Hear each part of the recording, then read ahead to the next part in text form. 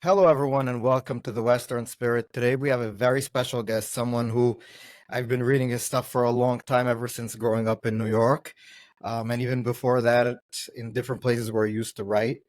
And Bret Stephens is a columnist, opinion columnist at the New York Times, and someone who uh, I've been wanting to pick his brain for a long time. So, welcome to the show, Bret. Thank you, Ariella.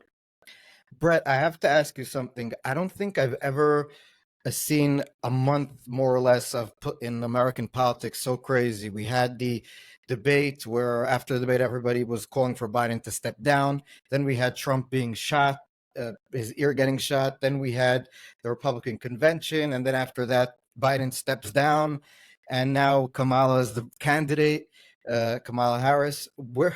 How do you assess where we're going?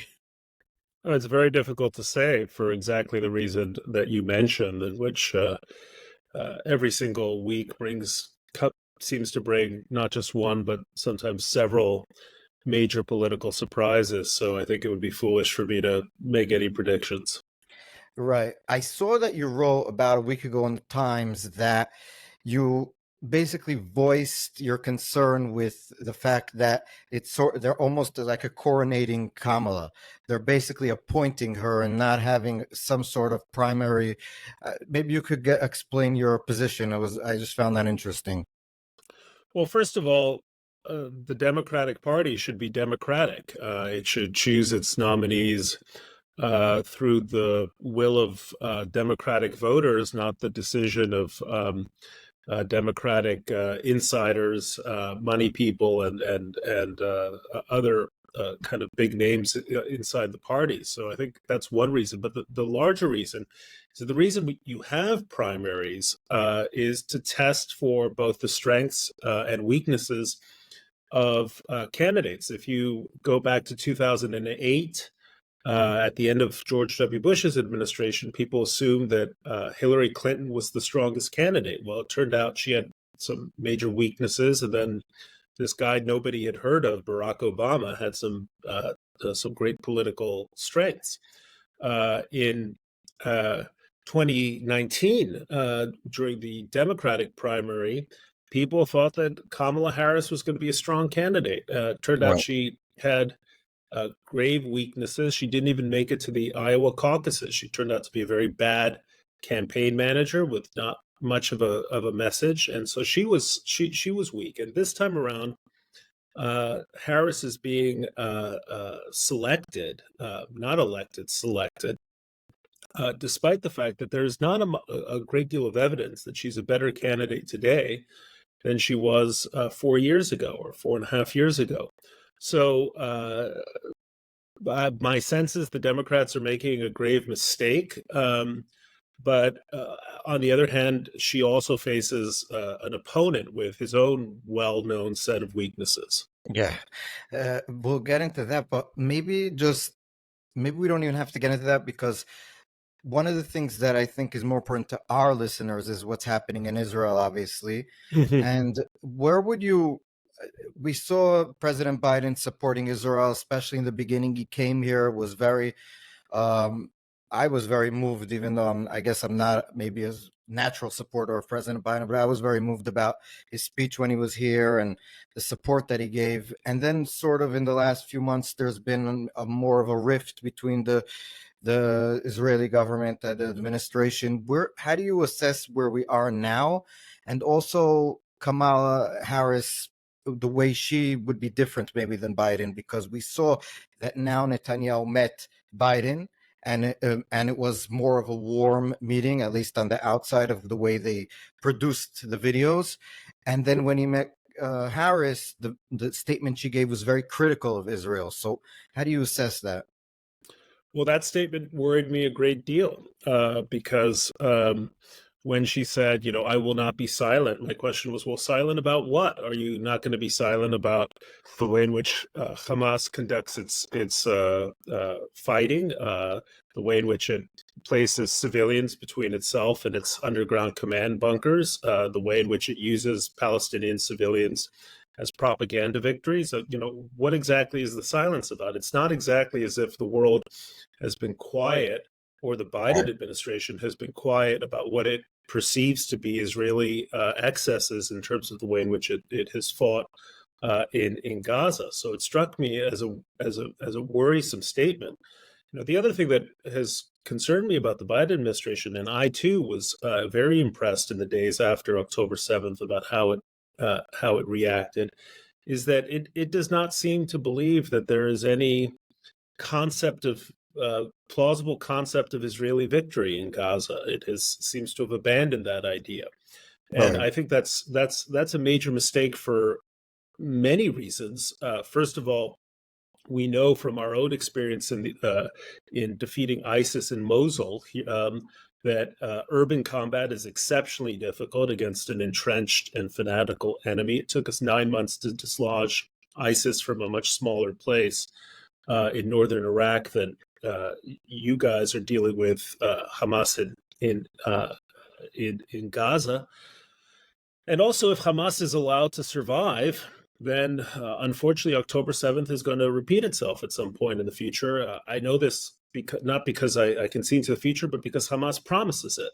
Yeah. So you will be back to square one, so to speak. And I'm alarmed that the Biden administration seems to be okay with that. I guess the final point I would make is from what I know of the Middle East, and I've been reporting extensively from Arab countries for a long time,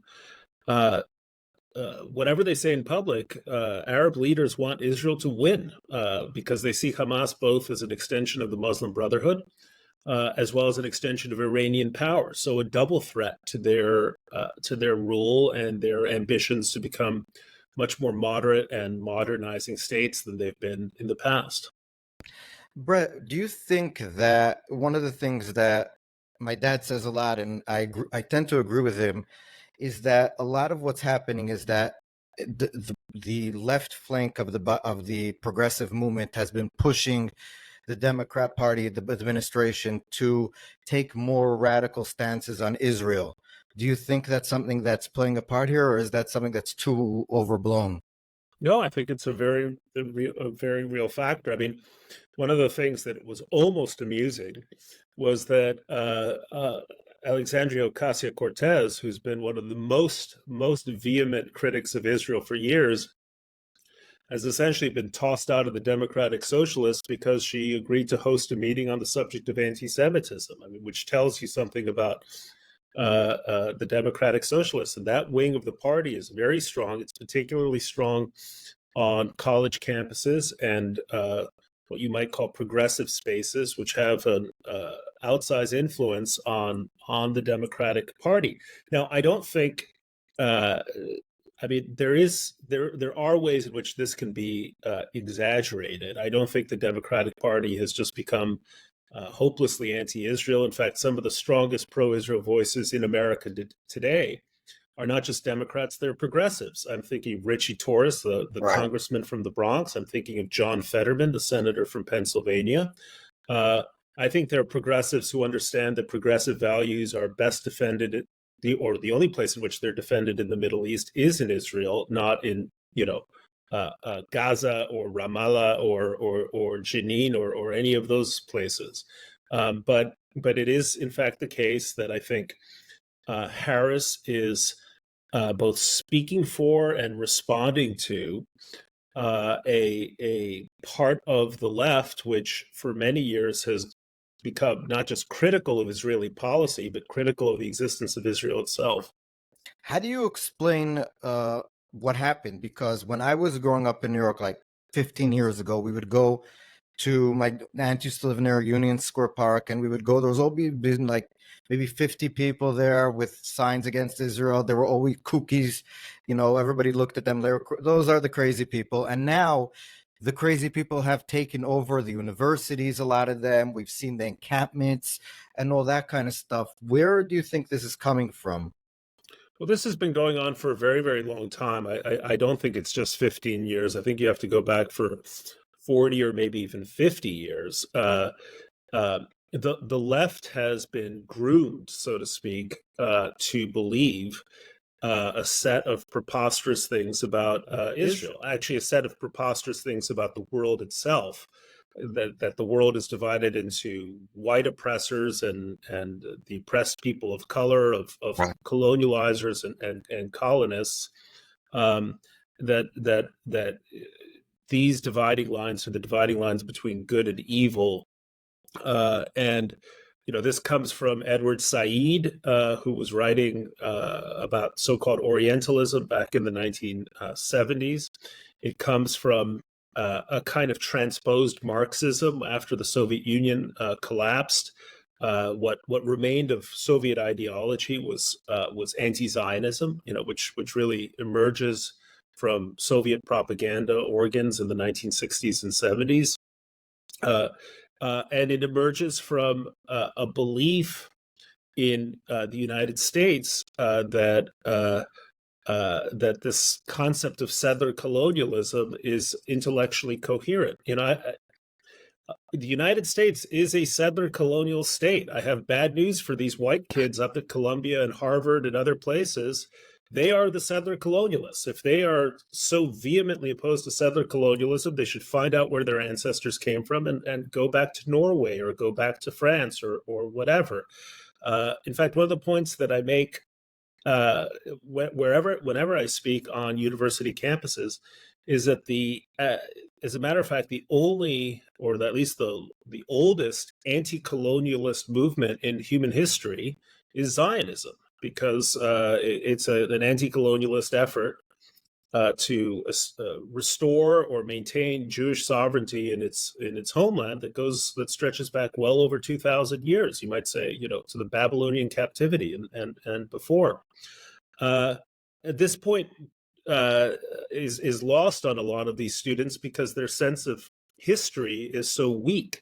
And this is another problem, that when you have a very feeble concept of history, or if history begins in 1967 or 1948 or even 1917, then you're very susceptible to believing preposterous things.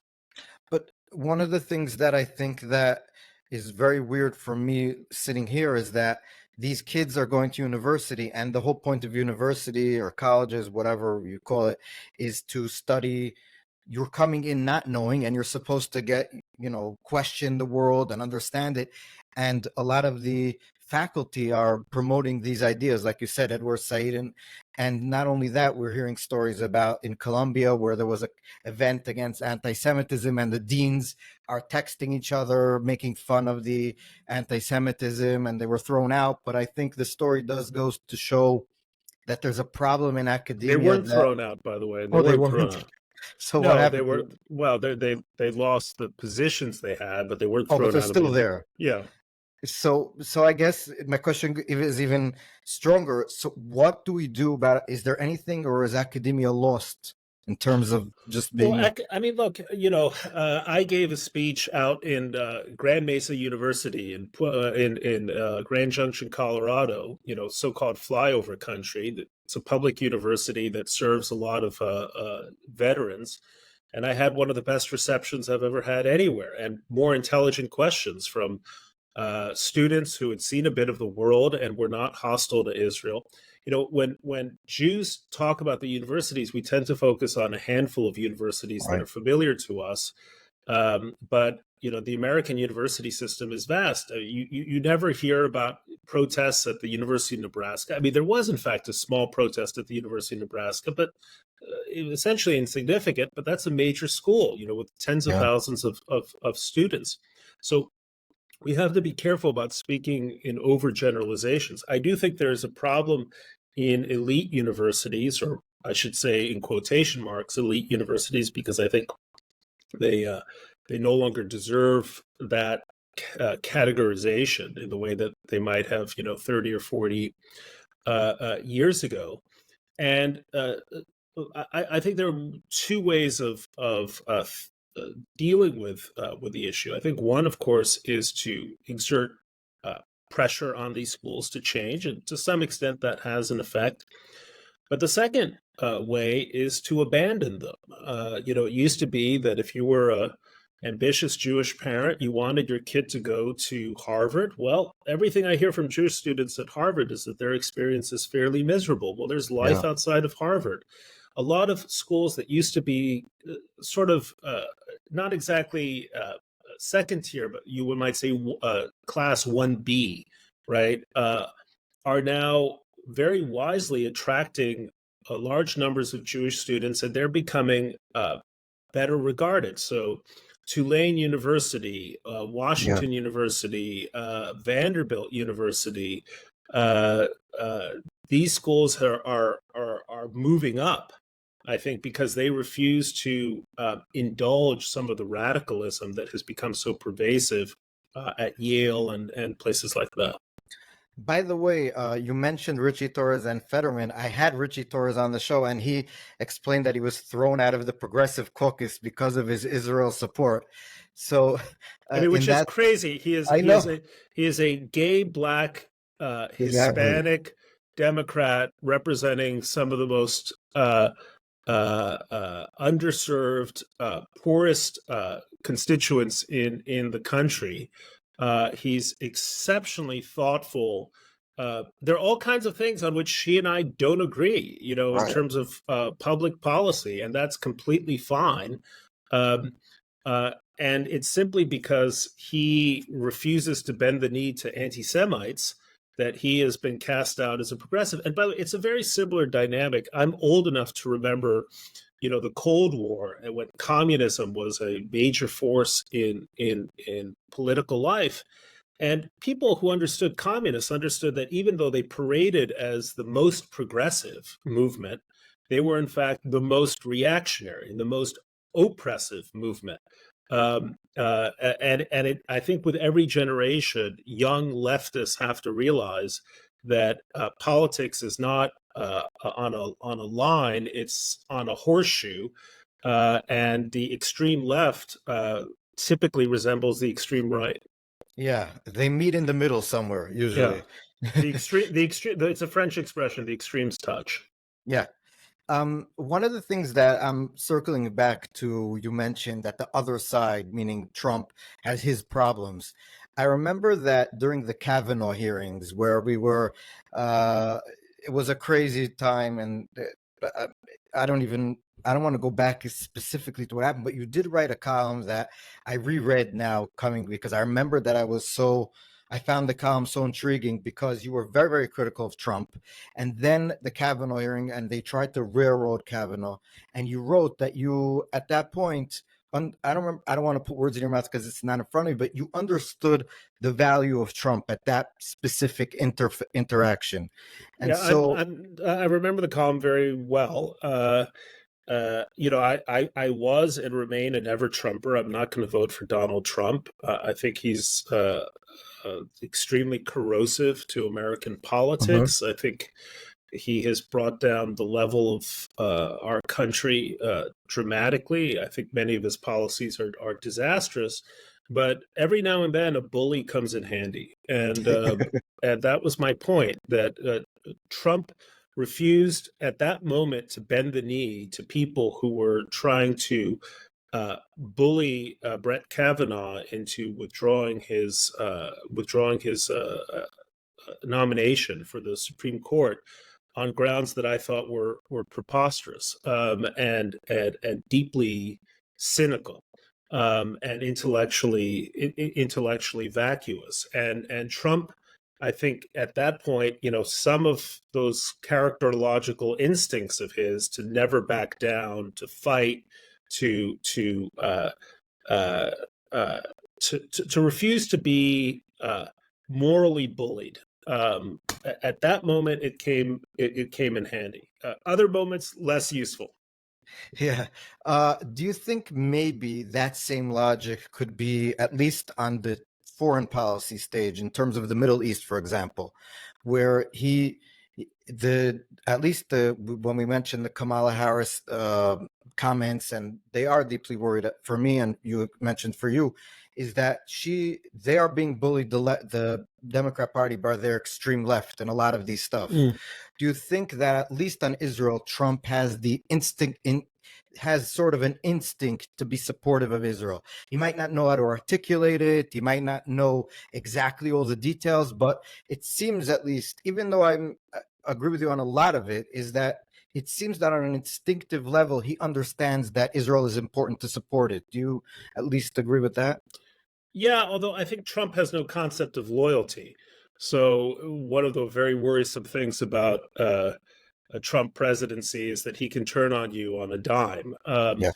The Trump presidency, when it came to the Middle East, was a mixed bag. I think there were a number of things he did which I supported at the time. Again, despite being a never Trumper, moving the embassy to Jerusalem, U.S. recognition of Israeli sovereignty on the Golan Heights, and I think it was right to withdraw from the JCPOA, the Iran nuclear deal, as well. On the other hand, you have to remember the totality of the Trump record. He tried to withdraw U.S. forces from eastern Syria, where they were serving as a tripwire against Iran, just kind of running right over all of northern Iraq, all of Syria. By the way, it would have abandoned the Kurds to a terrible fate if that had happened. He was stopped by his own internal politics. He was the man who engineered the deal, which was the basis for Joe Biden's withdrawal from Afghanistan. Now they like to say, "Oh, Trump would have done it differently and it would have been better," but that deal was put in place by Mike Pompeo. So the record is a somewhat mixed one, Yeah. and I don't want to simply say, because I don't think it's accurate to say, "Oh, Trump would be great for Israel," and Biden has been terrible. The biggest fear, Ariel, that I have is this: Trump has created an intellectual climate in the Republican Party which is fundamentally isolationist. Hmm. Now, there is this kind of carve out, this exception for Israel because of a great deal of support, particularly among evangelical Republicans, for Israel. But at some point, other voices within the party, like Tucker Carlson, Yeah. like Rand Paul, and others, are going to say, well, if we're not going to care about, say, the future of Ukraine or the future of Taiwan or the future of Lithuania, why should we care about the future of Israel? Right. So if your basic worldview is isolationist with a kind of asterisk for Israel, at some point that asterisk is going to be removed. And that will be the Republican Party that we had in the 1930s, which wanted to close its eyes to what was happening in Europe, Yeah. and not get involved in the war. So that's my concern. I agree.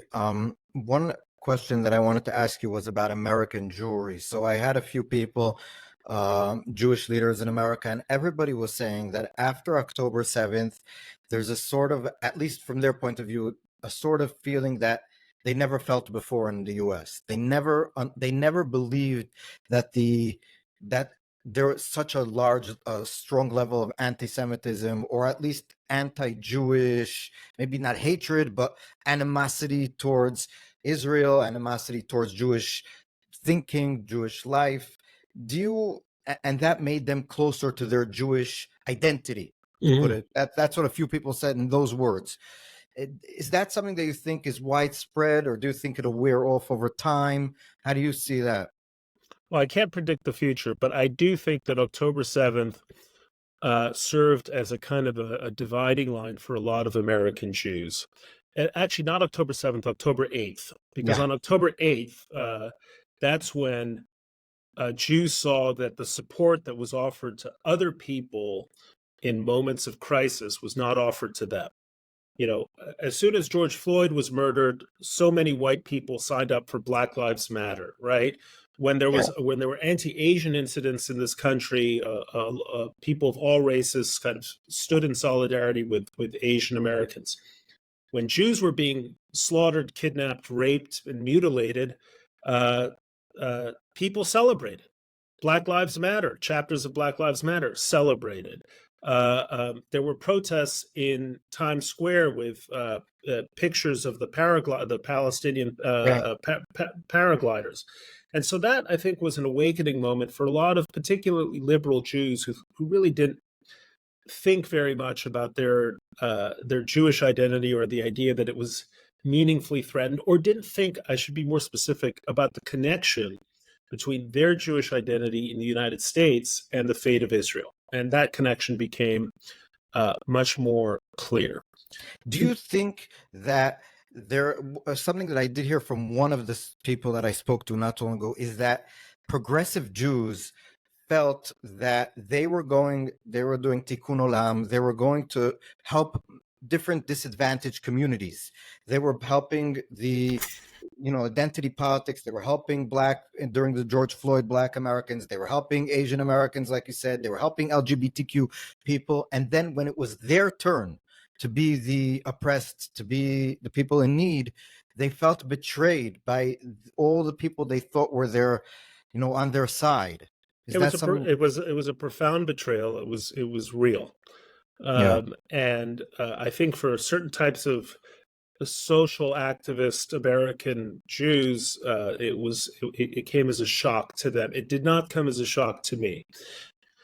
And the reason is that if you kind of understand what anti-Semitism is, you know that it is a shape-shifting virus that mutates with the cultural fashions of the time. It operates under different names. Very few people do the Jewish people the favor of actually saying that they are anti-Semitic, right? Yeah. Right. They lie about it. They say, "Well, I'm not an anti-Semite. I'm an anti-Zionist," or Yes. "I'm not an anti-Semite. I just don't like these kinds of Jews, but I like the other kinds of Jews," right? Or "I wish Jews were more like this," one thing or another. And so that's one aspect of it, which is that we lured ourselves into this idea that to be an anti-Semite, you basically had to be a white supremacist. You had to look like those people at Charlottesville. That Right. there was no other kind of anti-Semitism. The second aspect, Ariel, is that over the last 30 or 40 years, a set of ideas has percolated in the U.S., which are not anti-Semitic on their face, but they're what I call anti-Semitic adjacent, which is to say, they have all of the kind of, if you will, the DNA that goes into anti-Semitic thinking. They just haven't taken the final step. So, give you one example. Conspiracy thinking has become very pervasive in the United States. People believe all kinds of crazy conspiracies about that Barack Obama was actually born in Kenya, and his birth certificate was faked, or Donald Trump is an agent of Putin's government. You'll meet lots of seemingly rational people. I know people like that. who absolutely believe this, even though there is no evidence. Or the 2020 election was stolen by conniving Venezuelans or whatever. So if you'll believe anything about anything, you'll believe anything about the Jews, because anti-Semitism is not just bigotry against Jews, it's also a conspiracy theory about the Jews. What an anti-Semite believes is that there's evil in the world and the people behind it are the Jews, right? That's the classical form of anti-Semitism. So as conspiracy theory became widespread, it eventually was going to spill over into an anti-Jewish conspiracy theory. There's just one more example, okay? It used to be that in the United States, when people did well, we called them successful and we admired them. Now when people do well, we call them privileged and we envy them. And so if you have any sort of distinctive group of people, a minority that is known for doing well, they will not be admired for being successful. They will be envied for being privileged. Now, it happens that the Jewish community has done very well in the United States. This is not a secret. And I think we've done well because we emphasize education and other values that contribute to success. But once you've decided that anyone who's doing well is privileged, right, and has to be cut down to size by this concept called equity, then Jews are going to suffer. Yeah. How much is the media responsible? So you read a lot of these stories since October 7th, especially in the beginning, and it seems that everybody was on their tippy toes trying not to, get the pro-Hamas wing of America angry. So when Russia went into Ukraine, rightly so, the American media seemed very clear about who was the bad guy and who was the good guy in the story. And with the Israel thing, it seems from the beginning that there's sort of like a game being played. Yes, Hamas is a terrorist organization, but also, yes, Israel is doing bad things and Israel is killing all these innocent people. And there's no explanation a lot of times about the context. And a lot of times they'll take the numbers, for example, from Hamas, even though they're not verified by other sources, reliable sources. So how do you explain the media's reaction to what's happening? Well, I'm part of the media. Yeah. I think kind of blanket criticisms of the media are intellectually lazy. I think there's some fantastic journalism being done by all kinds of media outlets. But there's also very shoddy journalism. There's no question about it. And there often seems to be a double standard as well. I'll just give you an example. The skepticism with which reports of systematic Hamas rapes of Israeli women on October 7th, it's striking how difficult it has been to report that story. Now, just the other day, I was reading a story about Ukrainian women being raped by Russians. I did the basis of that story was what Ukrainian women themselves had reported, right? Yeah. So, why is the standard of evidence for Russian rapes of Ukrainians at one level? And by the way, I don't for 1 second doubt the reports of the Ukrainian women, whereas the standard of proof for the Israelis seems to be almost impossibly high. Or why is it never noted that one of the great reasons why there's not a lot of firsthand evidence of the rape of Israeli women is because they were not just raped; they were slaughtered. Yeah. I mean, just stunning kind of argument on behalf of a lot of journalism. I think a second factor is that journalism disproportionately, journalistic institutions pull especially their younger reporters from people who think that journalism is a form of social activism, not an effort to collect information, and have been trained at the very universities that are teaching them that Israel is a settler colonialist state, and so on. So there is a kind of a cultural, there's an aspect to the culture of journalism, especially among younger journalists, that concerns me. That they seem to think that their job is to change the world, not to just rather than simply to understand the world so that other people can change it. I want to ask you one last question before we let you go. One of the things that Netanyahu was just in America, and a lot of his critics and the media here have been saying for a long time, maybe me a little bit too, agree with this, that he has, in a lot of ways, the way he's handled the situation made it almost Israel a partisan issue in America. Not between the more radical progressives that we spoke about, because I assume most of them would be anyway against Israel, no matter who is the prime minister, but among more of the Chuck Schumers of the world, let's say. People who might maybe, according to a lot of these critics, supportive of Israel if Netanyahu would have acted differently. Do you see any truth to that argument, or is that politically motivated, do you think? Well, I've been calling for Netanyahu to leave office for many, many years, and I'm seen as someone from the right of center. I think he's been in power much too long. I think it's shocking that even now he refuses to take any responsibility for what happened on October 7th or what happened before October 7th that helped lead to October 7th. But I also have been around for a long time, and I can't remember a time ever when an Israeli prime minister wasn't viewed critically. And by the way, that goes for Yitzhak Rabin, right? Yeah. It goes for Shimon Peres. It goes for people. Ehud Olmert was, who's now considered a great, sort of liberal because of some of his more recent writings. When he was bombing Lebanon in 2006, right, he was also being held in effigy. So whoever is going to be the prime minister of Israel is going to meet with this buzzsaw of criticism from the left. I do think, however, that Netanyahu is a uniquely polarizing figure who has worn out his welcome, even among people who might otherwise be inclined to be much friendlier to Israel. And he is this polarizing figure. And people say, well, how can you criticize Netanyahu? He's the prime minister of the state of Israel. I said, well, look at Israeli opinion polls and notice that 70% of Israelis want him gone. I agree with the 70%.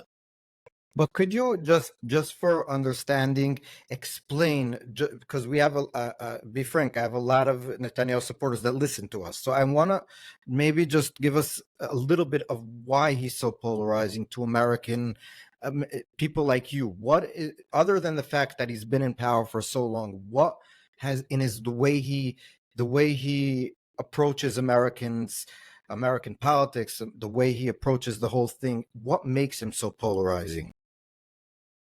There's a kind of absence of charm and humility there. Look, I am fully cognizant of Netanyahu's strengths. I think he's the best politician as a politician that Israel's had in forever, okay? Yes.